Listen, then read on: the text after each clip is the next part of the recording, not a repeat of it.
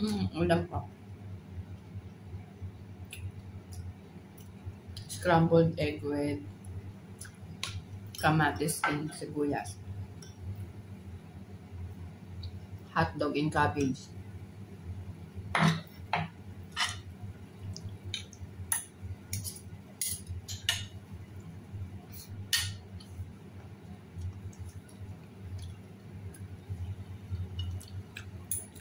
Parang katulong yung itsura ko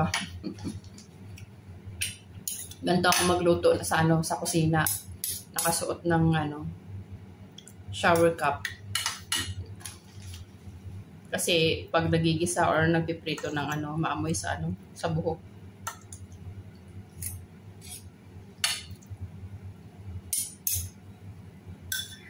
Kulob kasi dito.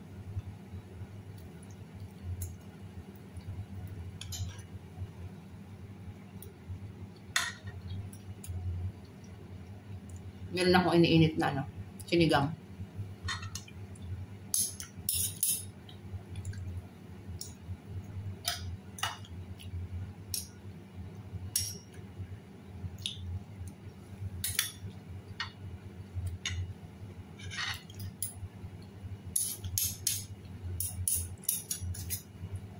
Pag walang pasok, a rest day or holiday,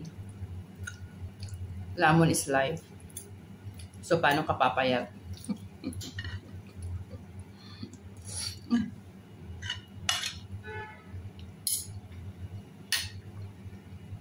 Tsaka ganito, literal na ganito ang itsura mo kapag nasa loob ka ng bahay. Manang. Kung sa labas, todo forma ka, todo pasosyal ka, pag sa bahay, ganito itsura.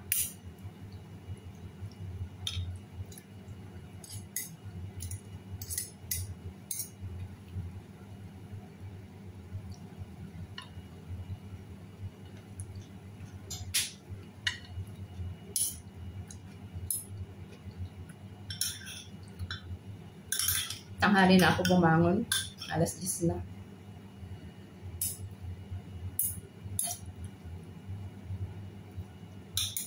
Binabawi ko ang tulog kapag walang pasok kasi maaga yung working time namin.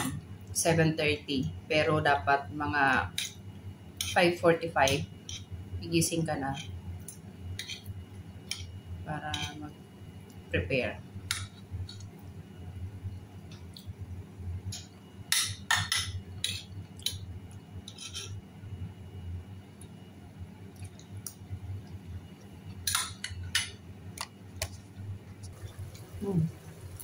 Makulo na yung iniinit ko.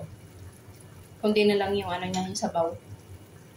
Leftover na lang kasi yan eh.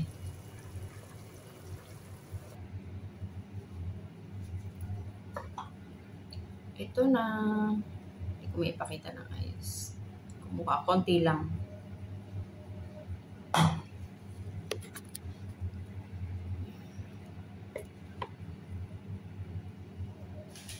Hindi ko naalisin to kasi may amoy pa din sa dito.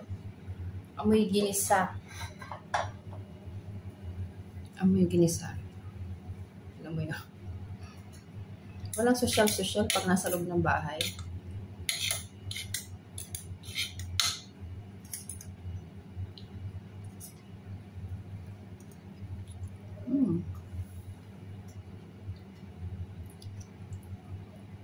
Mukbang ang content natin ngayon, mukbang.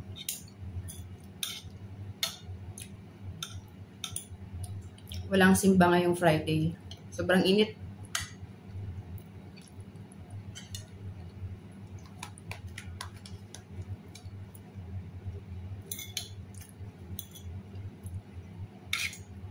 Nakakapaso ang init sa balat.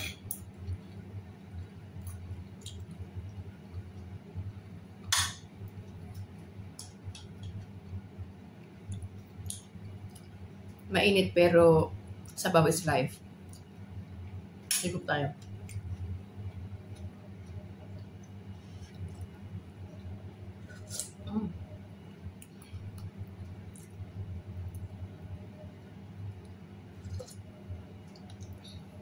Kain po tayo.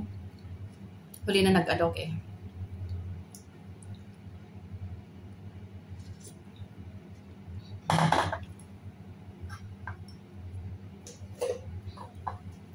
wala akong maisip na ibang pwedeng lutuin sa aside sa prito, 'di ba? Yung hotdog.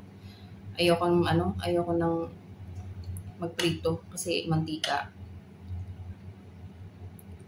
Tamang gisa lang tapos ilagyan ko ng cabbage.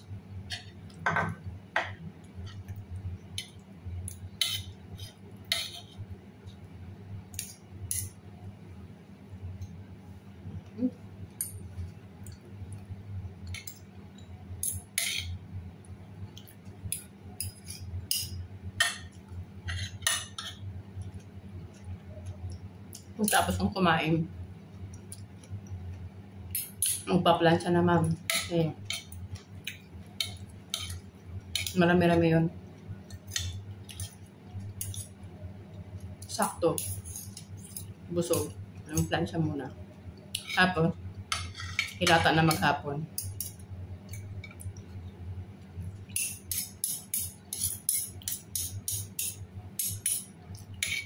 Ganun lang ang cycle of life.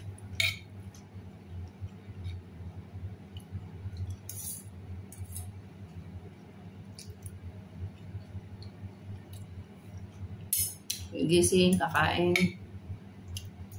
plancha, higa. Ayun, Thursday,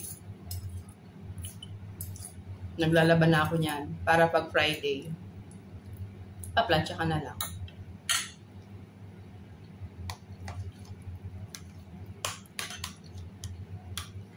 Kailangan magahan, may pasok na ulit. Bilis ng araw. Gumising ka lang ng late. Tapos na agad yung kalahating araw mo. Pero pag nasa work ka, ang bagal ng oras.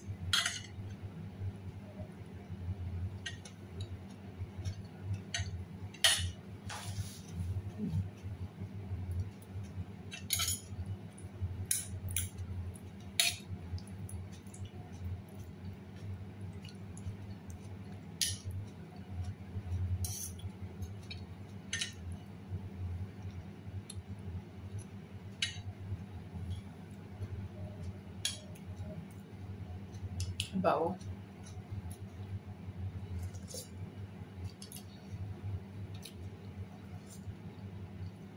Gusto ko sasigang sobrang asim.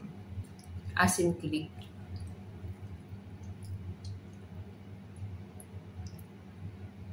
Gusto ko ng gulay. Gulay is life sa akin.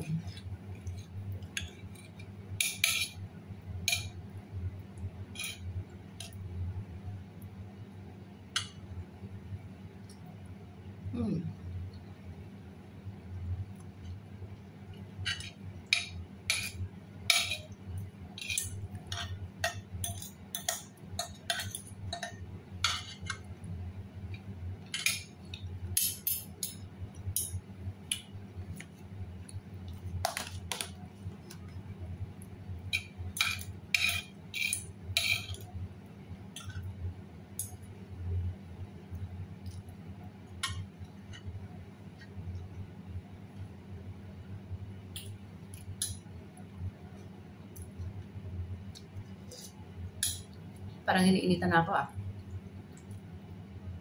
Hindi na nga ako nagkape.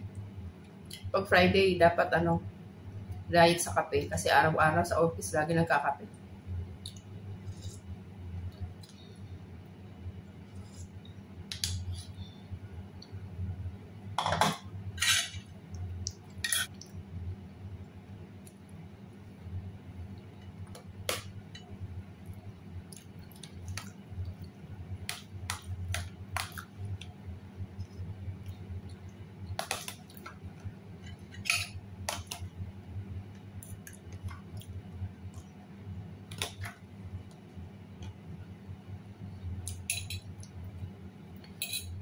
Sobrang init dito sa sa Middle East. Pag talagang summer talaga. Hindi lang sunog ang mo pag nasa labas ka. Para kang binilad na isda niyan.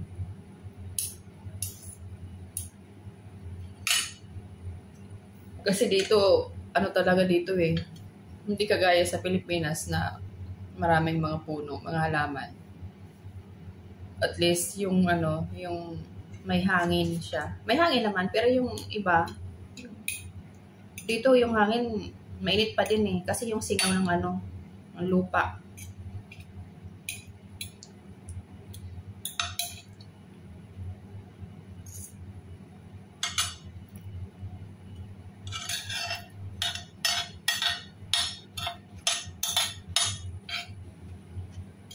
Nakakaawa yung mga nagtatrabaho sa field.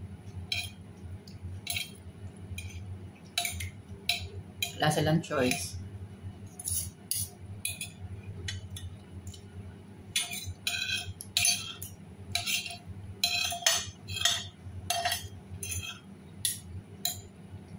Sug na po ako.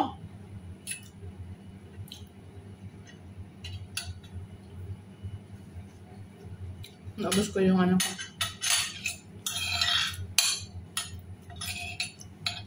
Hindi ako ayoko ng ano ng kanin. Naglugaw lang ako.